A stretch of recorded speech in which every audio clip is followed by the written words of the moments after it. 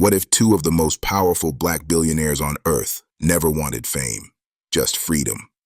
What if the richest woman in Africa and the wealthiest man in the Caribbean built their empires not through chance, but through calculation so clean it frightened the system itself? Folorunso Alakija, Michael Lee Chin. Two different hemispheres, one identical sin. They refused to stay where the world placed them. Folorunso's story starts with fabric.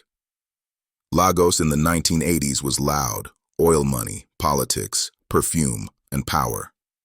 She owned a small fashion house, designing for Nigeria's first ladies and social queens. While others saw glamour, she saw governance. Every fitting was a study in psychology: how the powerful negotiated, how they delayed payment, how they demanded perfection but never compromise. She learned quietly that wealth isn't about money, it's about permission. And permission, she decided, would never again belong to someone else. So when the government opened bids for new oil prospecting licenses, she applied through her tiny company, Famfa Limited. The men in charge laughed. The press ignored it. A woman from fashion applying for oil? Impossible. But impossible is just a word for untested. She filed again, persistent, polite, patient. And when her block, OML 127, was finally approved, the real story began. She didn't know she'd just landed on one of the richest crude reserves in the Gulf of Guinea. Texaco, later Chevron, would confirm it: billions buried under salt water. When production began, the value skyrocketed, and so did the envy. The government that granted the license wanted it back. They said it was improperly allocated.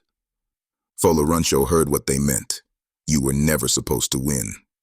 She didn't shout. She lawyered up. Years of courtroom chess followed. Every delay a tactic, every document a trap. While the state flexed power, she flexed patience. And patience, unlike politics, doesn't expire. Meanwhile, across the Atlantic, another quiet storm was brewing. In Jamaica, a boy named Michael Lee Chin was learning that life obeys laws the textbooks never mention. His mother cleaned hotel rooms. He watched tourists sip drinks priced higher than her paycheck. He wondered, what separates them from us? Decades later, he'd answer, systems. The rich owned systems. The poor rented them. Michael left for Canada to study engineering because structure made sense to him. If a bridge could hold weight by design, couldn't wealth do the same? After graduation, he worked at a mutual fund company and studied its clients. The wealthy weren't smarter. They were calmer. They treated money like oxygen, vital, invisible, controlled. And in 1987, he made the move that would define him. He borrowed $500,000 to buy a failing fund called AIC Limited. Colleagues called him crazy. Bankers predicted bankruptcy. But Michael was reverse engineering wealth. He wasn't betting on luck. He was betting on math. He knew cycles repeat. He knew fear is an algorithm. He knew patience pays compound interest. Within a decade, AIC managed over $15 billion. The immigrant engineer had outperformed Canada's establishment financiers. He became a headline, but never a spectacle. While other moguls courted cameras, Michael built quietly, expanding into banking, tourism, telecom, and energy. He founded Portland Holdings, a portfolio spread across continents. And when journalists asked for his secret, he said something the fearful still misquote: use borrowed money to buy hard assets that appreciate faster than the interest you pay. In those 14 words, he exposed the system's deepest secret. Debt is only dangerous when you don't understand it. Back in Nigeria, Folorunso's war was nearing its end. Court after court, ruling after ruling, she refused to fold. While her opponents changed governments, she changed strategy. When they mocked her faith, she prayed louder. When they dragged her name, she polished her legacy. And one morning, the Supreme Court of Nigeria ruled in her favor. The courtroom erupted. The press stammered. She'd beaten the government at its own game and walked out holding the deed to billions. Overnight, she became Africa's richest woman. But beneath the applause, something else happened. Her victory rewrote the contract between power and perseverance. She proved that patience could outgun politics, that belief could outplan bureaucracy, and that a woman who knows her worth becomes impossible to price. Across the ocean, Michael was facing his own turbulence. The dot-com crash wiped out fortunes overnight. Investors panicked, headlines screamed, Lee Chin overexposed. But engineers don't panic, they reinforce. He sold where he must, preserved what mattered, and rebalanced. He emerged bruised but breathing, proof that mastery isn't about avoiding storms. It's about designing ships that survive them. By 2005, both of them had achieved what their critics feared most: independence. Folorunsho controlled oil in Africa's biggest economy. Michael controlled capital in one of the world's strictest markets. Neither could be silenced with scandal, bought with praise, or shamed into humility. They'd reached the level where influence speaks softly and cash echoes forever. Yet both understood the paradox of power. The moment you own it, the world starts trying to rewrite your story. They called Folorunsho lucky. They called Michael timely. Because acknowledging genius means admitting the system can be beaten, and that's a truth no elite forgives easily. Still, they kept building. She turned Famfa Oil profits into schools and scholarships. He turned Portland Holdings into an incubator for young entrepreneurs. And though they've never stood on the same stage, their philosophies rhyme. Folorunsho believes wealth must be clean, transparent, accountable, God-anchored. Michael believes wealth must be calculated, structured, diversified, data-anchored.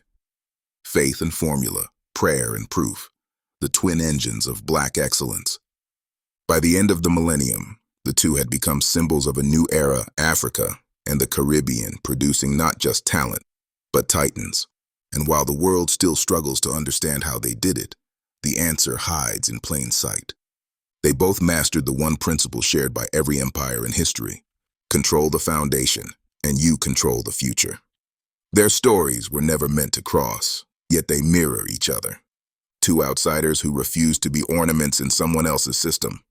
Two architects who turned exclusion into equity. And as the first part of this story closes, one thing is clear. They didn't just win the game. They started writing new rules before anyone realized the board had changed. By the time the world finally caught up, Folorunsho Alakija and Michael Lee Chin were already too far ahead to chase. They had moved from builders to architects, from participants to referees in a game they once weren't even invited to play. And the beautiful part? They did it without asking for applause. Folorunsho's fight with the state had left a mark. Not a scar, a signature. She proved that a Black woman could stare down the Nigerian government, one of the most oil-driven powers on the planet, and win. But winning didn't soften her. It sharpened her. She knew that real wealth attracts shadows.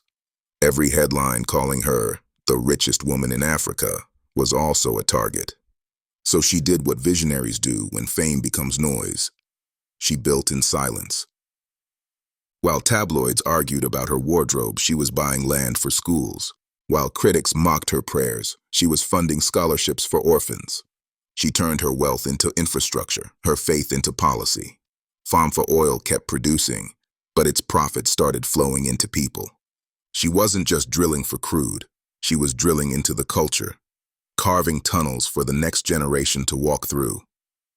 Still, there's a part of her story the world rarely talks about: the loneliness of leadership, the isolation that comes when your calling outgrows your company. She'd stepped into industries where no one looked like her, and when she succeeded, she was met with silence instead of celebration. But isolation for Folorunsho became incubation. It gave her time to think, to pray, to strategize. And when she emerged, she wasn't just Nigeria's oil matriarch, she was a moral infrastructure. She'd turned spirituality into structure, turning the invisible into influence. Her mantra became legendary among the women who studied her path. Faith is not weakness. It's the highest form of focus. And it's true. Faith kept her steady when numbers failed. Faith kept her standing when politics turned poisonous. Faith taught her that a woman can lead nations if she first learns to lead herself. Across the Atlantic, Michael Lee Chin was facing his own metamorphosis.